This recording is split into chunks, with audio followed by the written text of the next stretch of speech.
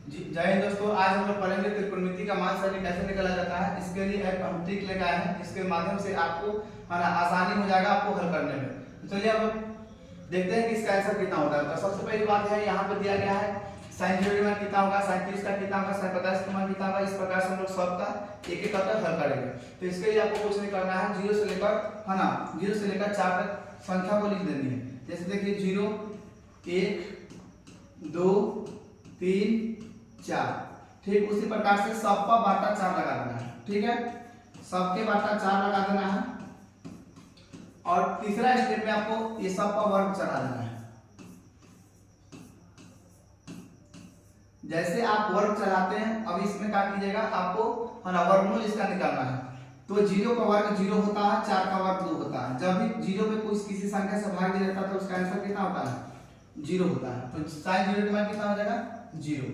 Same उसी प्रकार से आपको देखना है, 1 का वर्ग 1 होगा और 4 का वर्ग कितना होता है, 2 होता है। sin 30 मान कितना हो जाएगा, 1/2 हो जाएगा। और रही बात sin 45 को कैसे निकालना है, तो देखिए यहाँ से अगर इसको देखा जाए, रूट के अंदर 2/4 है, तो इसको काटिएगा तो काट के आपका निकलेगा 1/2। तो 1 का वर्ग कितना होता है, 1 होता है, लेकिन क्या रूट 2 का वर्ग निकलता है, नहीं, इसको रूट में ही रखेंगे। तो sin आपका 45 मान हो जाएगा 1/√2। अब आता है sin 60 मान लिखने के लिए। तो यहाँ पर दिया गया है √3/4 दिया गया है। तो √3 का वर्ग तो होता नहीं है, हालांकि पूरा पता, तो √3 का वर्ग तो होता नहीं है, तो इसलिए √3 हो जाएगा। लेकिन 4 का वर्ग होता है, तो 4 का वर्ग कितना होता है, 2 होता है, इसलिए आपका sin 60 मान कितना हो जाएगा, √3/2 हो जाएगा। रही बात 90 की बात, तो 90 कितना करना है, देखिए 4 से 4 कट जाएगा तो 1 होगा, 1 का वर्ग कितना होता है, 1 होता है, इसलिए है ना sin आपका 90 डिग्री का मान कितना हो जाएगा, 1 हो जाएगा।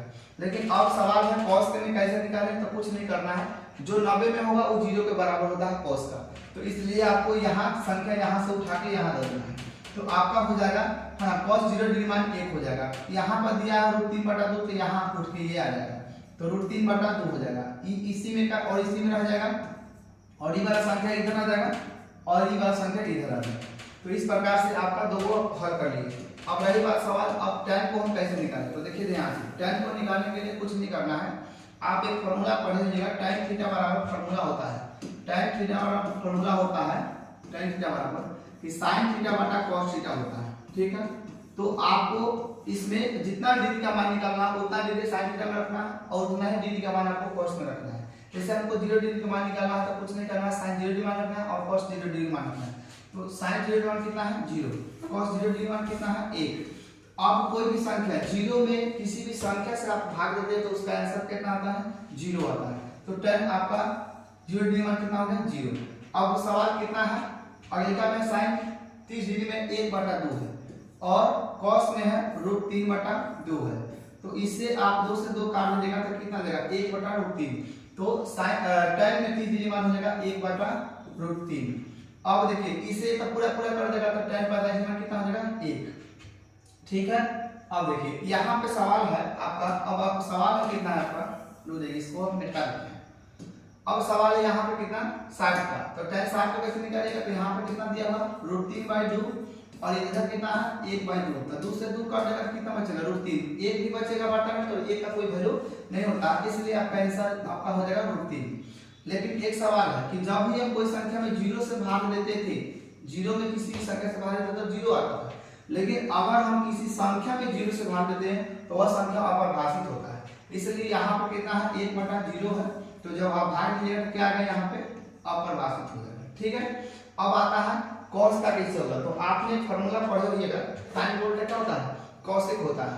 तो अब देखिए ध्यान से, अब यहाँ पे sin कितना है, 0, अब यहाँ कुछ नहीं था 1, इसका उलट करेंगे, उल्टा करेंगे कितना आएगा, 1/0।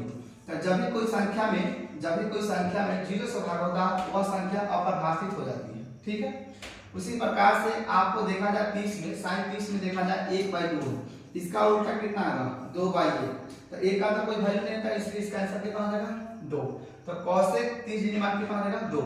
अब उसी प्रकार से 45 में देखा जाए 1/√2 है, इसका उल्टा कीजिएगा तो कितना आएगा, 2√1, 2√y कितना होगा, 1 होगा, इसलिए इसका उल्टा कितना हो जाएगा, √2 इसका आंसर होगा।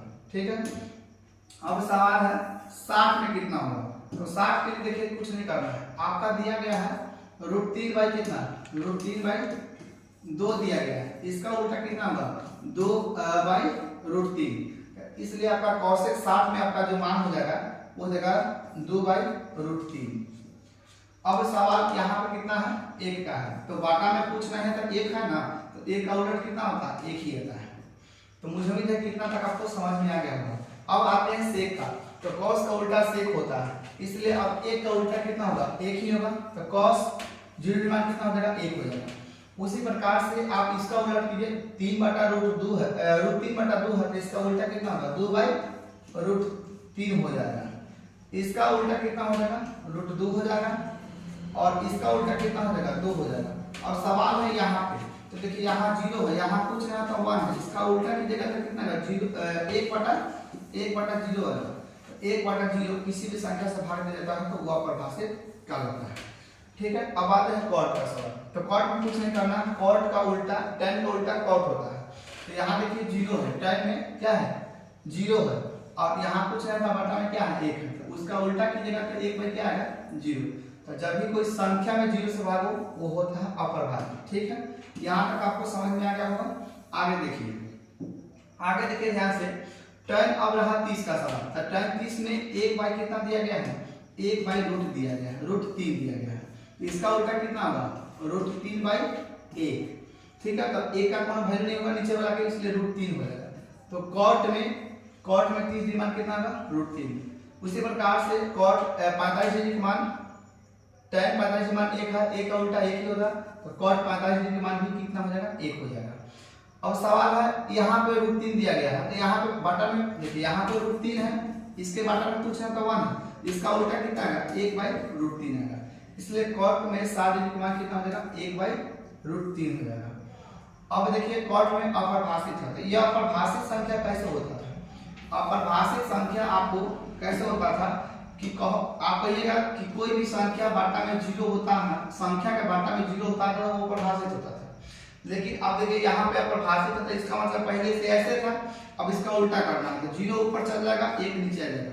तो 0 में किसी भी संख्या से भाग देते हैं तो आता है 0। तो मुझे उम्मीद है कि आपको समझ में आ गया है। अगर आ गया है तो एक लाइक और सब्सक्राइब जरूर कीजिएगा, जितना हो सके आप उतना शेयर कर दीजिएगा। Okay, all the best.